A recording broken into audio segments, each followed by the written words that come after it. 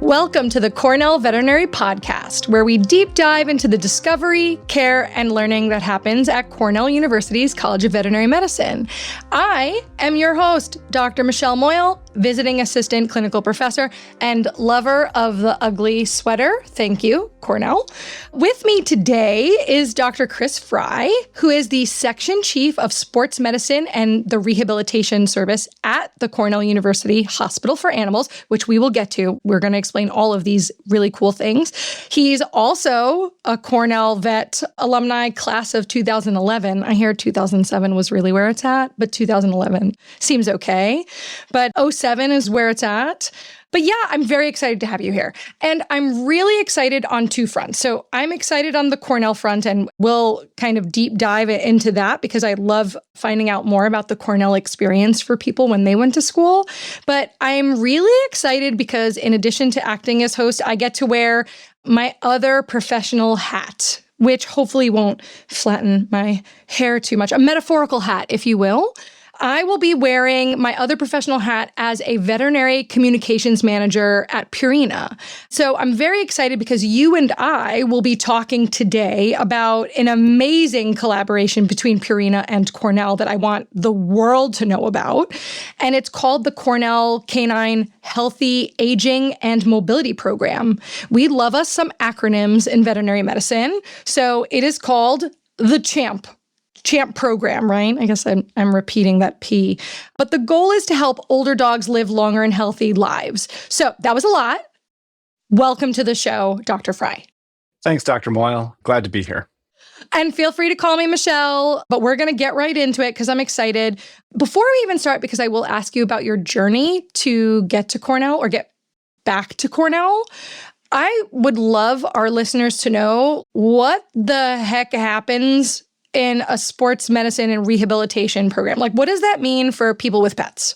Great question. Actually, it's a fairly new specialty. It's very similar to human sports medicine in that our primary goal really is to improve function, physical function of our pets and their mobility.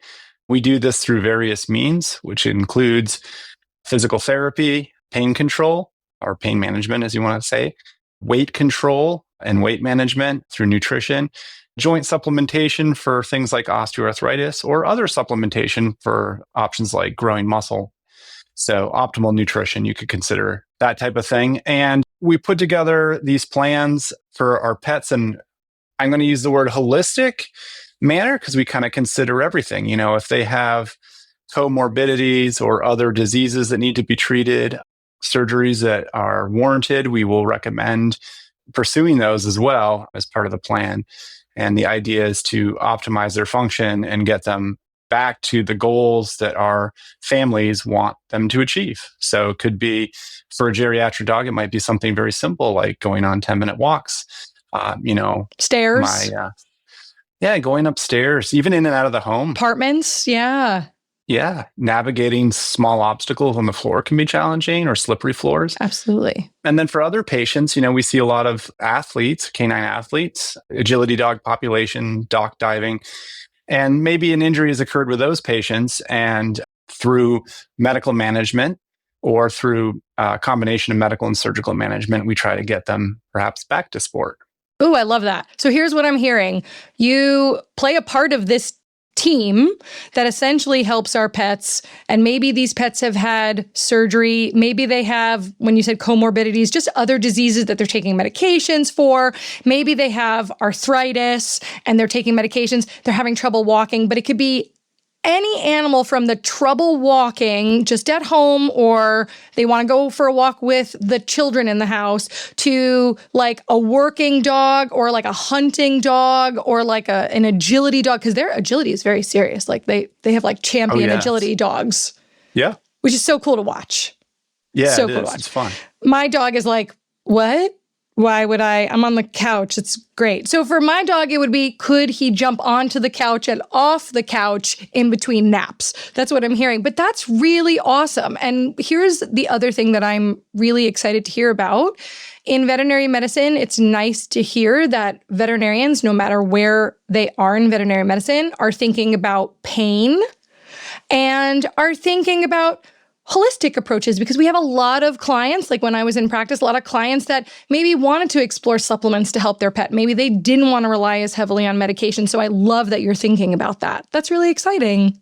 Yeah, we really try. It's funny that the terminology out there, you could say we're integrative in that we try to integrate different approaches, or you could say we're holistic. And the term holistic just means all encompassing. Shouldn't all medicine be holistic, taking into account? It's not necessarily, when we go see our own doctors, we're going there for a very specific reason. And that's typically the only thing there's time to address. But some family practitioners and things like that take into account the whole body and mind, actually. So really improving welfare all along the spectrum, which feeds into this CHAMP program nicely.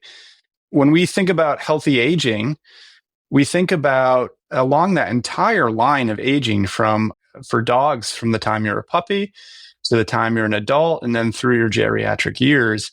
And at each one of those time points, it's really about optimizing and maximizing your health level through nutrition and exercise.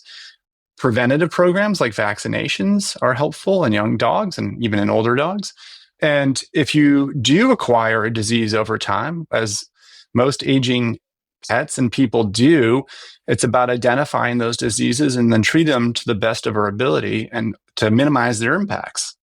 By doing so, you increase both quality and longevity. So quality of life and longevity improve. And so the CHAMP program is really about that, with more of a focus on mobility, because mobility is such an integral part of what we consider a high quality of life for both dogs and people.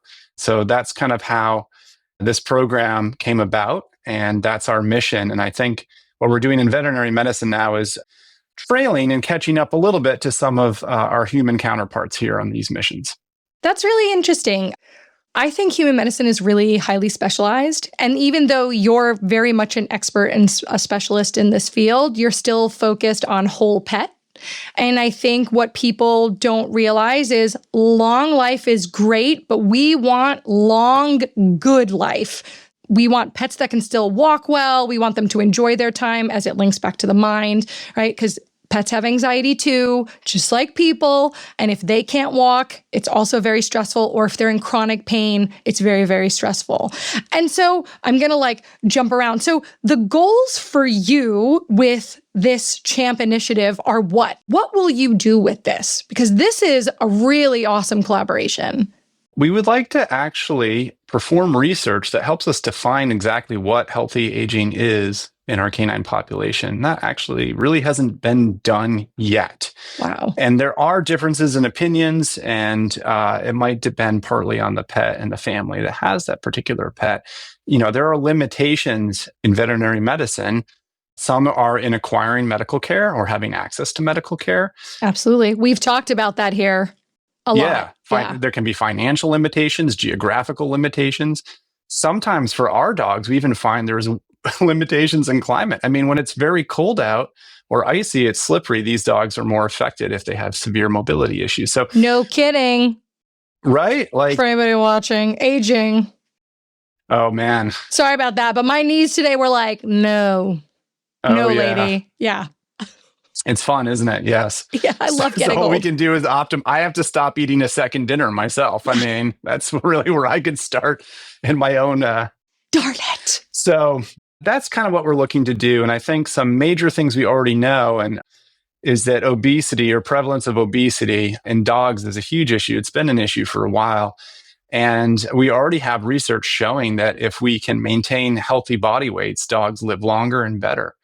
So that's a perfect example. So getting that information to owners at an early age as part of the preventative medicine strategy, those things happen before my patients reach me. I'm typically seeing these dogs much later. Sometimes I'll see puppies for severe hip issues and other problems, but most of the time we're seeing them as older geriatrics here. They're heavy, they have mobility issues, they have a lot of osteoarthritis. Sometimes they have neurological issues that compound it. And we end up putting them on weight loss diets, but it would have been more ideal to have that information provided to owners with an idea of what we should strive for in our pets and why at earlier ages. And I know veterinarians, it's a constant battle A constant battle. Doctor, I'm here to give a shout out to all general practitioners who have talked about this for years and years and years. And here's what I think is cool. And I want to bring this up because Purina had us on. They happened to do one of the longest studies, right? So the lifespan study, essentially following dogs throughout their lives. And you guys can Google lifespan study. Go online.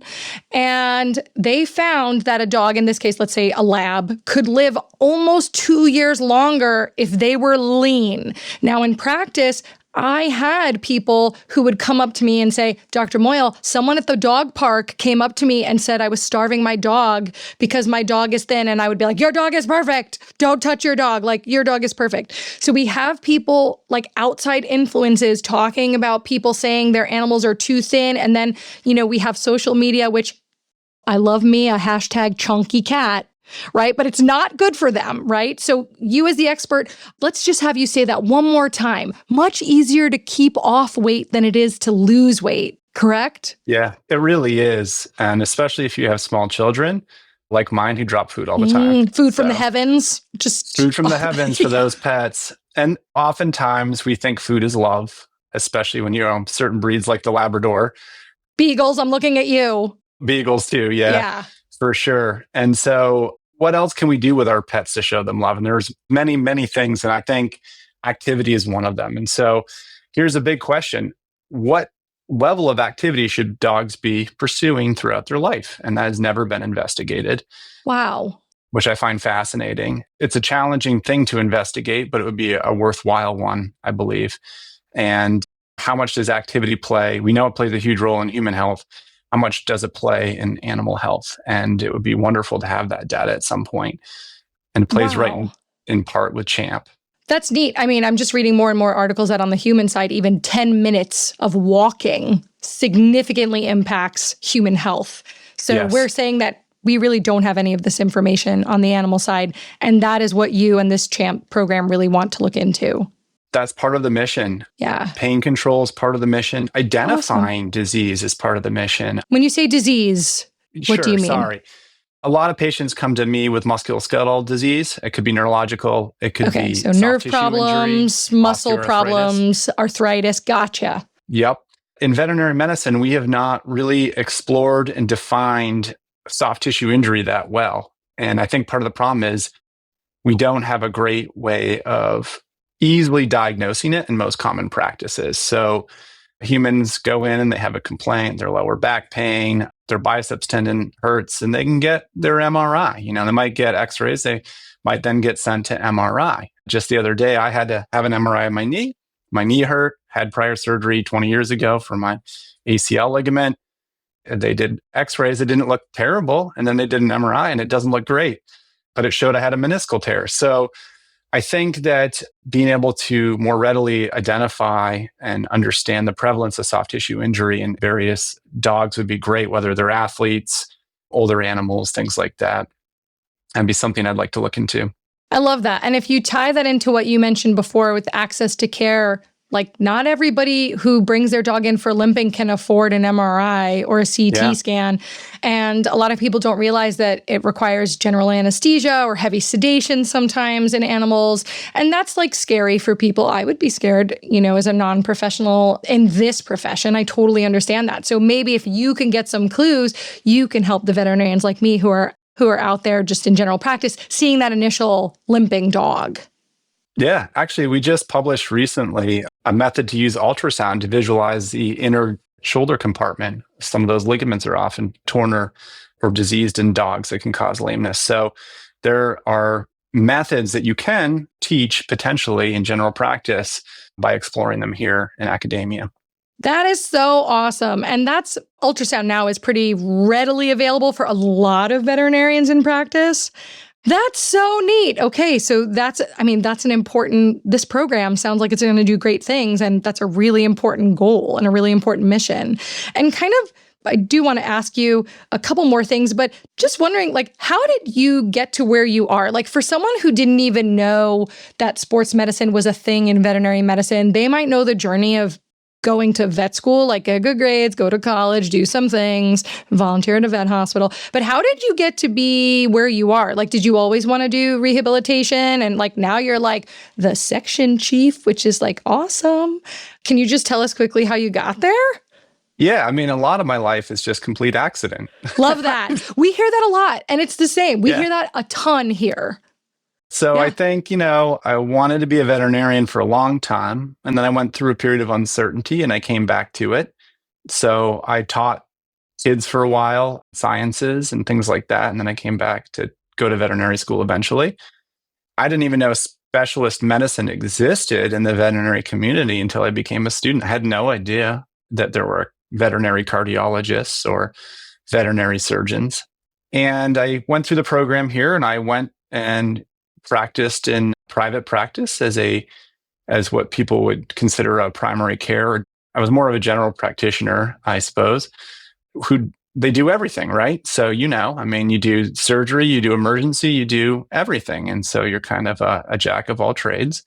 And then I was given an opportunity to come back to Cornell. I had an interest in nutrition, pretty heavy interest in nutrition. I felt it was something that wasn't explored well and really incredibly important. And I think you can attest to this. I mean, when you're in general practice, you get so many questions about what should I feed my dog? And it's something that we could really be more heavily involved in veterinary medicine. So I thought, hey, I'm going to explore this more. Came back to Cornell to do a residency. And the residency was really combined nutrition with sports medicine originally. And Purina actually helped fund that residency, which is interesting. And I'm very grateful for them for that. I sat out there since we're doing this. And they love that. You heard that, Purina. You heard that I'm here. sure. Yeah. No. But it was. I mean, their interest in improving dog nutrition and dog science and medicine is really incredible. So I ended up, and now here's where Purina is not going to be. So I didn't even pursue the nutrition residency after all that. Wait a second. Yeah, sorry. And then I found kind of more my interest in orthopedic medicine, which is really, sports medicine is mainly orthopedic and neurologic medicine that's non-surgical, and working with those patients and improving their lives. And really what we do is help identify causes of lameness through diagnostic workups. So lameness meaning limping of any kind. Yeah. Front legs, back legs. Gotcha. Yep. Slowing down, limping. It could be sudden and acute, or it could be something slow and progressive or chronic. Gotcha.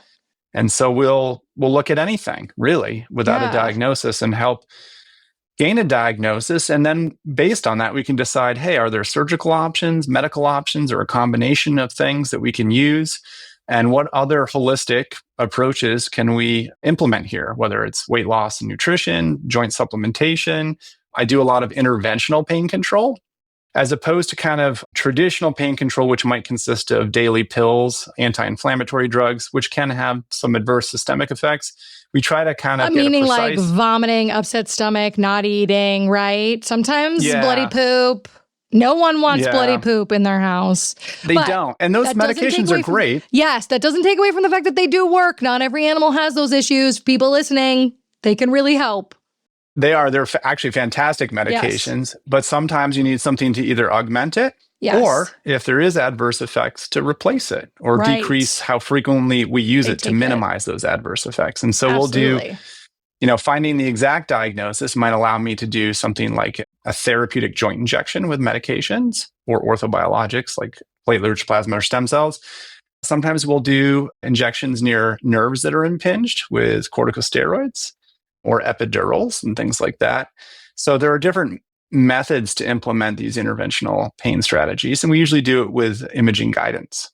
That's so cool. So essentially you use like ultrasound or something, and a joint is painful, or the pain is coming from the fact that there's something wrong with a nerve, and you're doing stuff like, people that use a lot of what's called trigger point, right? So you can inject pain medication, or in this case, a steroid is not something that will make the dog look great on stage or at the beach.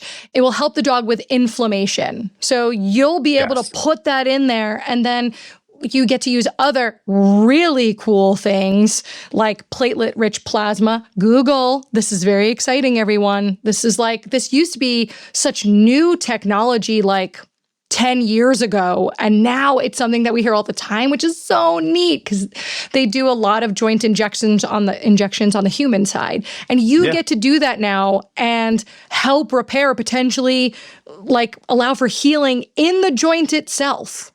Yeah, a lot of the platelet-rich plasma, or we run a stem cell laboratory here too with FDA approval, of course. A lot of those, we call them orthobiologics, because they're biological products that help treat a disease, usually to encourage healing or reduce pain. Those are the two kind of main purposes. And when we provide them for a joint with osteoarthritis, we don't think we're going to cure or regrow cartilage at this point. Yeah. But we do know that they have a lot of local effects through cell signaling and immune system modulation that can reduce inflammation and pain. Wow. So the injection can help tell the immune system to like cut some of that stuff out. I almost cursed people. I almost cursed. Like cut that inflammation out and can help them be more mobile.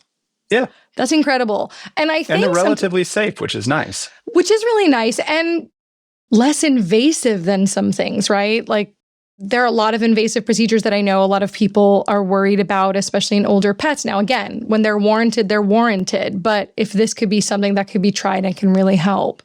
And I think sometimes this is a really nice, thank you for mentioning Purina's role in funding a residency. I think sometimes people think that pet food companies are just there to sell pet food. Now, I do understand that. But really, like we have a motto like your pet, our passion. And having worked there even for a short period of time, I really, really have come to understand the love that Purina has for pets. So of course we want pets eating like our complete and balanced diets. And we're like so thoughtful and like science, yay. But we try to help and collaborate with experts like you to help make things like the CHAMP program because we want pets to live longer, healthier lives. And that just like makes me so happy. It just makes me so happy to hear because I don't want people to be like, oh, it's just pet food. It's not just pet food because, and I don't know if you know this about me actually, I graduated from college with a degree in human dietetics. No. Yeah. So I studied to be a human dietitian. So I love nutrition. And I talked a lot about nutrition as a primary care provider. And it can be a struggle talking to people about nutrition. And I'm sure no one knows better than you because there are a lot of things on the market. Sometimes there's like new things every day. I get a sponsored ad for like something I've never even heard of. It's like Anne's new dog food. Anne made it herself. I'm like, who's Anne? Right? Like, who is Anne? So I'm really glad you brought that up. So thank you for that. Oh, yeah, you're welcome. Now, I think it's very evident to me after many years of working alongside folks at Purina that they really, truly are indebted to that mission. They're driven. And I think that company philosophy makes, I mean, you could speak more to this, would make for a very positive working environment. And I think people are really passionate about what they do there. And it gives meaning beyond what one would imagine a typical company would have. So. Thanks for that. And I do want to tell people listening, because we have, and I'm sure you've talked to previous students, I think sometimes students graduate as veterinarians, and maybe they are not a researcher, or maybe they like research, but they don't want to be specifically in a lab, right? Or maybe they find that clinical practice is not for them, but they love veterinary medicine. So I didn't know that a position like this was available. So I'm part of a team of veterinarians, and literally I get to help talk to students. Like I train students on nutrition. I get to talk to doctors and just let them know the innovations that we offer. So like being on the forefront of innovations to help animals like is big hearts. Big hearts, does it? Well, okay. Yeah, big hearts. Oh, hey, big hearts. Wow. Let's see if I can do that. Yeah. Nah, mine doesn't work. That was little special effects here on the Cornell Veterinary Podcast. And so I'm going to keep going because I can get distracted by, hearts and stuff. But I've heard you created something really interesting, but of course it's got another acronym because again, We love us some acronyms in veterinary medicine. You created something called the TUG test, TUG, also with Purina support. Thanks, Purina. But can you tell me what the heck that is? Like, what is that? Yeah, that's a great question. So one thing we really lack in veterinary medicine is what we call functional testing. So in human medicine, they have an array of different types of validated functional tests. Validated meaning like a bunch of people did it and said, yes, this actually does prove either way if there's an issue? That's also another very good question, Dr. Moyal. There's different ways to validate a test. So a test needs to be reliable, mainly, right? So does a test have value? Does it show you what you want to see? So that's one question. So that's called criterion validity. And this is why I'm not a researcher at all, people. Just so everybody knows. And then the other thing is that a test has to be repeatable. So, if you do a test, it can't be all over the board every time you do it, or its value is not very meaningful, right? So when we're validating this timed up and go, that's what the TUG stands for, timed up and go test. Timed up and go. It's derived from human medicine, where they time a person getting up out of a chair, walking a short distance, turning around and coming back and sitting back down in the chair. So a test like that looks at gait or walking gait. It looks at your ability to get up, your balance and spatial awareness, and even a bit of your cognitive functions, your ability to understand what the task is at hand and perform it. So you can take a test like that, say in a geriatric population, and it might tell you things like, are they more likely to fall? Or how long should you be hospitalized longer in rehabilitation, or what your prognosis is and things like that. And that's been explored on multiple fronts in human medicine and in various populations with such a simple test. So we took a similar idea and created our own test. Dogs are very challenging because you can't say, all right, Fluffy, I've never seen you before and I've never trained you for this particular task, no matter how smart the dog is.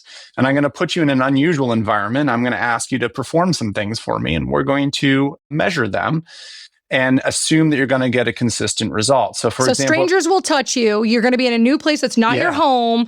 You're already older. You might even be in pain because your joints aren't working appropriately, or you have some conditions going on. So, okay. Yep. Easy. Sounds so easy. Okay. Very easy. Yeah. So we spent a lot of time over the years here trying to figure out what tests are important. So what are they measuring? So I think balance is important. Yeah. The ability to navigate obstacles. I think in an older dog, the ability to get up from a down position is so important, right? Some dogs really struggle to get up. Down meaning laying all the way down, or just sitting butt on the ground? Both are important, but our focus was laying down, because dogs will sleep and then they have to get up in the morning. Yeah. And geriatrics dogs do a lot of sleeping. We know that, just like geriatric, just like my father. So, I got to be able to get up. I love me some naps though, people. Yeah, exactly. When I have the chance to take them. I do too. I'm not going to lie. The kids prevent me from ever sleeping now. So we took some ideas, navigating obstacles on a floor, getting up from a down position in a repeated fashion, and getting up from a down position and walking 10 body lengths and timing it, so we looked at all these tests, scientifically speaking, and we found that the only reliable test that was really that if we had two people independently observing and rating the test was the timed up and go. And that test also demonstrated validity by correlating very nicely to pain and functional scores. So the slower you are at doing this test, getting up from a laying down position and moving 10 body lengths, the more likely you are to be painful or have lack of mobility based on these prior validated scoring scales. So that's how we started to validate it. And we had a large group of dogs to do it. And now we're looking at repeatability. So is this test, if I repeated the test 3 times in one session, or if I repeated the test maybe today and 3 weeks later, do we get similar results? That would be something that's very reliable. And preliminary data right now is very positive. So this is looking like a test that is reliable and repeatable. That's so neat. For geriatric function. Yeah. I can see where that could tie in. Like, And then if they get started on some sort of therapy, no matter what the therapy is, if that time decreases from laying down to getting up, or they do the walk faster. So that's really neat because we always love, being able to keep an eye on progression. So would that be something, so for people at home who have older pets, I used to get a lot in practice, and I'm sure you did too. The dog that struggles to get up or moves really slow, and they just say, well, he's just old. Yes. So in connecting this test to that, I think you're right. This test could not only help identify dogs that were struggling from a mobility standpoint and allow veterinarians to have conversations with owners about potential underlying disease that is affecting their pet's mobility. It can also help objectively, hopefully, look at response to therapy or treatment for mobility-related disease. And it might be prognostic. It might tell us things like, what are the odds that your pet will potentially be hospitalized for various reasons? So that's all down the road. We don't know. So those are some of the things they use similar tests for in human medicine. And I think that back to your question now is, can this test be deployed in different environments? The idea is that it can be.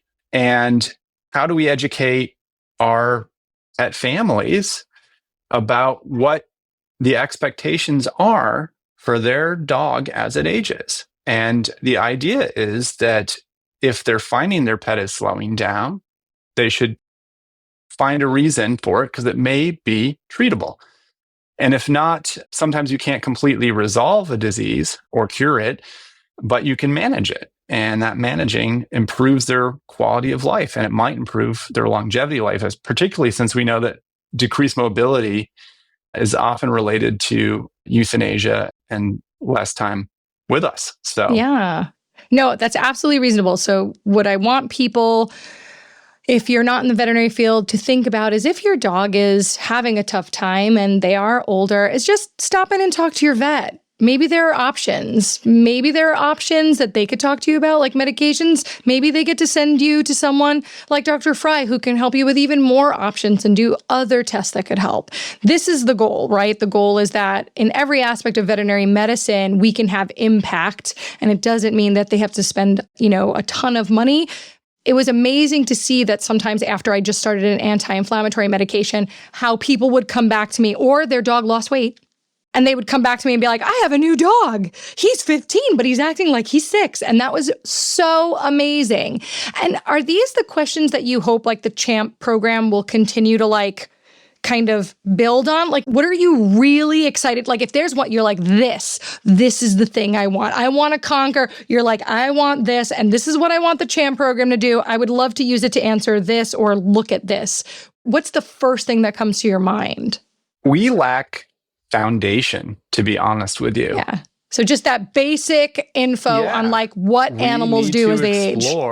Yeah, we need to explore. And we should remember too that some breeds and sizes of dogs live different lengths, right? Yes. So that makes it a little bit more complicated. Some smaller dogs live in a purse. Little teacup Yorkie who may not walk as much. Right. It may not need to do a flight of stairs, right? So interesting. And then we have families who may not be able to lift a heavy dog. Maybe they're older, have mobility impairments themselves. And so we often assign physiotherapy. I would like to explore its effects more. I think that's really important to do. Yeah, we have swimming, underwater treadmill exercises for dogs. We have also in my feed on TikTok. I'm in a great place on TikTok, kids. Yes. Targeted strength training. I mean, all these things we employ them in human medicine regularly and very importantly, and it's a standard to go see a physiotherapist after surgery. It's often a standard to see a physiotherapist before going to surgery and to attempt that first before going into, say, lower back surgery. So we need that data in dogs. We need to start accumulating it. And so when I think of my main mission as making dogs more functional, and let's just make it. Wow, he makes up his own words. Or comfortable. I can make that word up. Anything that does that is basically fulfilling the mission for CHAMP. And so I have lots of ideas. I really do. Yeah. But I think, one could be dogs recovering from back surgery. That's a huge one. It's a very expensive surgery, and not every dog can walk normally again after back surgery. Right. And so this is an investment, and it is neat. And I want to make sure people understand when they listen, like, you work at an academic institution, but it does not mean you have endless funds to do all of this research so easy. Like, you clearly want to do good things for animals, and we clearly need this foundational information, but it's not always there for you. And that's part of the reason why this collaboration is so neat. Yeah, we have to procure monies to perform research, whether it's writing grants or partnering. In this particular case for the CHAMP program, it's a beautiful partnership. Yes. To help fund, within our goals, how to improve pet life. So for me, it's wonderful. I'm able to do so much more than I ever could with these resources. And I think that's a really wonderful thing for me and other veterinarians who are driven to do that. And then for these pet owners who hopefully will benefit from these endeavors. I love that. So as the representative with my Purina hat on today, thanks for doing that for pets. And we're really excited to be a part of it. I asked you a lot of interesting questions, little science-y questions. And now I like to jump into what I call a little bit of a lightning round, just like a get to know you. So that way, when people email you and they're like, I heard you on the podcast, you sound pretty interesting. They've got some info. I've got 2 kids. I do nothing. You do nothing. Okay. So then we'll take it to sweet or salty. Oh, salty. Yeah. Salty. Okay. I like don't both, have much but of a here sweet we are. tooth. Yeah. Wow. I know. Okay. Well, I understand you salty chip eaters. I'm just both. Okay. So I always try to ask a little bit of a question about when you're doing work, like on your own. Music, yay or nay? No, I like to hyper focus with a very quiet environment. Yeah. Just quiet. So like nothing in the background. That's the way I was actually as a student. And sometimes people were like, Dr. Moyal, there's nothing on. How could you do this? Okay. But when you do listen to a music, what do you put on? Oh, I listen to like almost everything except maybe heavy metal. I don't do a lot of heavy metal. Sure. But is there I a do go-to country. group? No, not right now. I do everything. Alternative rock, country. I'll even do some rap. Yeah, I do it all. Love it. I love the exposure to all the different genres of music. Okay. Oh, well, we talked about this. Star Trek or Star Wars? This is a great, I love, sadly and geekly, I love both these franchises. I'm going to go Trek, though. There's something very sciencey about Trek compared to Star Wars. Star Wars is more mythical in a way, and Star Trek is a little bit more sciencey, which I like. There's a lot of science in Star Wars. There's a lot of. I'm not going to get into it. They do have a lot of hyperdrive difficulties. Yes. Yeah. I feel like if the science was good, they would have resolved the hyperdrive difficulties, but they haven't. So I'm just throwing that out there. You heard it here, folks. That was actually a very valid argument. One last question before I let you go, because this has been so great. Is there one memory that you have where you're like, today was the day I really loved being a veterinarian. Today was the day. Like, I love being a veterinarian every day, but everybody knows there's challenges. There's challenges. There's challenges to any job. But there was like one, and you were like, and you don't have to use the patient's name, but if there was like a patient and you were like, this is where I saw where rehabilitation or sports medicine and nutrition, this made the difference, and this is why we're changing lives. I've had a few of those situations where families will contact me, and it could be years down the road. Wow. To tell me what a difference that me or my team has made. And that's something that really helps in this profession, I think. And I'm sure it would in any profession. Sometimes I get photographs to hang. And actually right now we are currently hanging photographs of long-term patients of ours up in our working area. And it's wonderful to see them every day. And I think for me, what I love the most is just going and talking to people. Now, normally my residents get to do that now, but I really like just getting to know the people that are coming in and feel value in bringing their pets to me. So it's almost not a particular circumstance, but just kind of a general theme of what kind of keeps me ticking, I suppose. Yeah. Sounds like veterinary medicine, Yeah. kind of awesome. It's got a different, it's like you were saying earlier, it's got all these different parts to it that I think we can appreciate as people. And I like the different parts to my job. I love that. Thank you so much for being here. For everyone listening, Dr. Frye is the section chief of our Sports Medicine and Rehabilitation Service at the Cornell University Hospital for Animals. Take a gander, Google the CHAMP program. Remember, it's the Cornell Canine Healthy Aging and Mobility Program. Yes, she had to read that off the paper because it's a lot of letters. I'm so excited you were with us for another episode. Please subscribe on any platform you choose, like and rate us, like us a lot. And we will talk to you soon. Thanks for joining us on the Cornell Veterinary Podcast.